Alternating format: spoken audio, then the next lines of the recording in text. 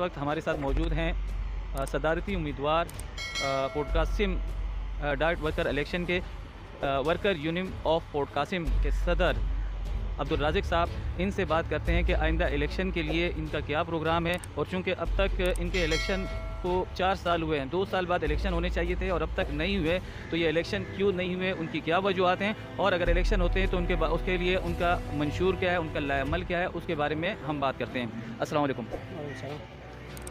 आपके मौजूदा जो यूनियन है CB है, वो 4 साल पहले मुंतखब हुई थी। कानूनी तौर पर उनको 2 साल में बाद इलेक्शन करा लेनी चाहिए। क्या वजह है कि आज 4 साल हो गए और इन्होंने इलेक्शन नहीं करवाया, और अब तक मज़दूर इस सिलसिले में क्यों खामोश थे? बिस्मिल्लाहिर्रहमानिर्रहीम। जब ये अरीबुल्ला भाई आया था, ये PTI का एक वर्कर था, और जब दूसरा साबिका उम्मीदवार था हुसैन बादशाह सेक्रेटरी, जो हमारा थोड़े से मसाइल था उस टाइम। जब अरीबुल्ला भाई आया था और इसने बड़े बड़े वादे किए थे हमारे साथ, और PTI की वजह से हमने इसको वोट दिलाया था। ठीक है, हमने ये मज़दूर का लालच होते अक्सर। ठीक है, पूरा पाकिस्तान में इमरान खान का हुकूमत आएगा, और हमारा जो मसाइल है वो हल हो जाएगा। सैद उमर भाई भी आया था, बड़े बड़े वादे किया था। अली ज़ैदी भाई भी बड़े बड़े वादे किए थे। उसके बाद जब इसको हमने वोट दे दिया और इसको कामयाब हुआ था, तकरीबन 4 साल पूरा होने वाला है। उसके बाद जो जिस वादे से उसको हमने वोट दिलाया था, एक वादा भी पूरा नहीं किया था। और उसके बाद जितना हमारा पैसे थे और तनख्वाह थे, अभी भी रुका हुआ है 4 और 22 करोड़ हमारा एरियल है, वो भी गायब है। लेकिन अभी इलेक्शन का टाइम, इलेक्शन का जो कानूनी 2 साल में होते, अभी 4 साल पूरा होने वाला है। लेकिन अभी जो जब भी हम जाते हैं मीटिंग पे, और इसका जो जिम्मेवारी होते और जो कानूनी हक़ होते CBI का, जो वोटर लिस्ट जो दस्तखत होते हैं कंपनी से या पोर्ट कासिम अथॉरिटी से, लेकिन अभी तक वो दस्तखत नहीं करवाया सदर अरीबुल्ला ने। इस वजह से इलेक्शन रुका हुए, आज कल का दिन बता रहे हैं, लेकिन 4 साल पूरा होने वाले, अभी तक कोई रिज़ल्ट सामने नहीं है। अच्छा, कौन से ऐसे बड़े वादे किए थे? इसने जो हमारे साथ एक चैन पोर्ट बना था, इसके वादे भी किया था, जो जितना हुकूक मज़दूर का वो दिलाऊंगा। उसके बाद निज़ाम के बारे में बहुत ज़्यादा बात कर रहा था।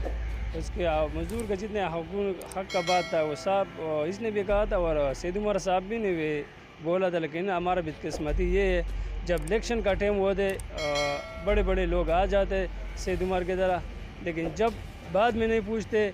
जब हमने मज़दूर के साथ जो वादा किया था, जो जालिम हमने उसके ऊपर मुसलत किया था, उससे वापस ये नहीं पूछते भाई आपने हमने जो वादा किया था मज़दूर ने उसमें कुछ किए थे या नहीं।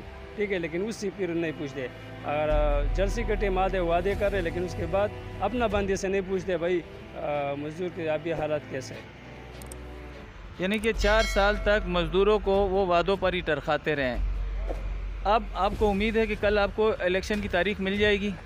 इंशाल्लाह कल हम कोशिश करेगा पूरा, और उसका कोशिश तो ये है इलेक्शन ना हो, 4 साल भी हो और 10 साल। उसका इशू बयान भी है, हम 10 साल इस पर सियासत करें जो तनख्वाही रुका हुआ है। ठीक है, अब इंशाल्लाह कल हम जाएगा, और हमारा अपना जो कानूनी हुकूक है, और इंशाल्लाह परआमद एहतजाज भी, और उसके बाद लेबर डायरेक्टर के साथ जो हमारा हक़ है इंशाल्लाह हम दिलाएंगे।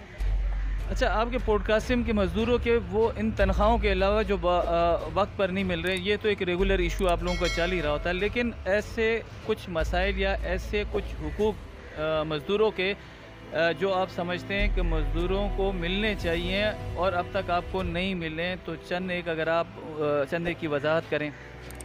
देखो, हुकूक तो ज़्यादा है, लेकिन डाक लेबर बोर्ड जिस तरह कराची पोर्ट, ठीक है, ये एक पाकिस्तान है और एक कानून। वहाँ पे डाक लेबर बोर्ड है, वहाँ भी ज़रूरी है डाक लेबर बोर्ड मज़दूर के लिए, क्योंकि ये हमारा हक़ है। और डाक लेबर बोर्ड है भी सारा लोडिंग और लोडिंग का, डाक लेबर बोर्ड हमारा हक़। अच्छा, कराची पोर्ट के जो मज़दूरों को जो हुकूक हैं या उनको जो मराहत हासिल हैं, वो मराहत आप लोगों को हासिल नहीं है?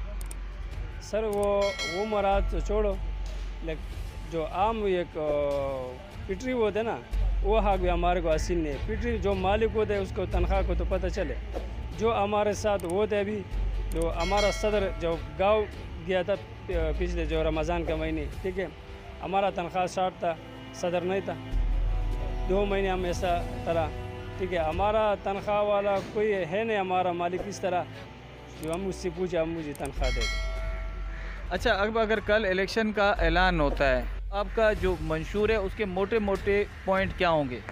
इंशाल्लाह सबसे पहला तो हमारा मंशूर जो हमने कानून दिया था, जो हम कानूनी रास्ते पे जाएगा इंशाल्लाह, और कानूनी रास्ते में हम पूछेगा अपना हकूक़ भी, ठीक है।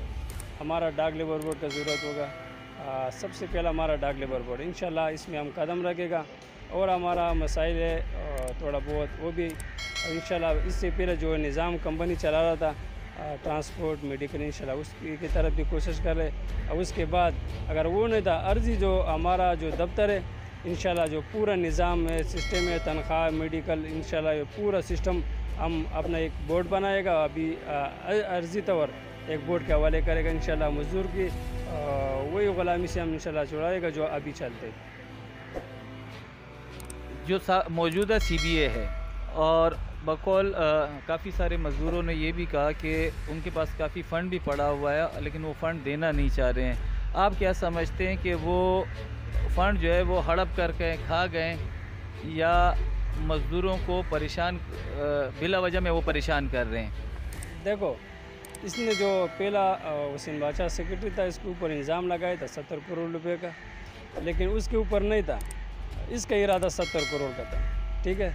इंशाल्लाह मज़दूर का एक एक रुपया में इससे पूछेगा, और वो अभी तो हमारा पैसे उसके साथ तकरीबन 40-45 करोड़ तक हमारा हिसाब है इसके पास।